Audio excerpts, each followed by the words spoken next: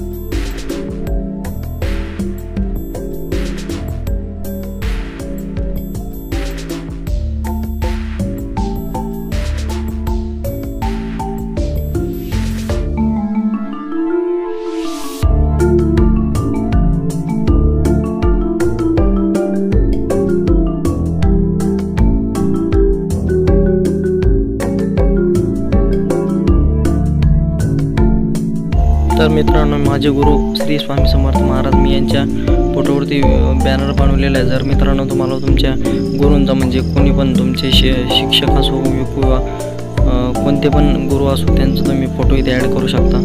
तर मी माझ्या गुरूंचा photo add केलेला आहे, श्री स्वामी समर्थ महाराजांचा। तुम्ही यांच्या जागी कुणाचाही फोटो ॲड करू शकता।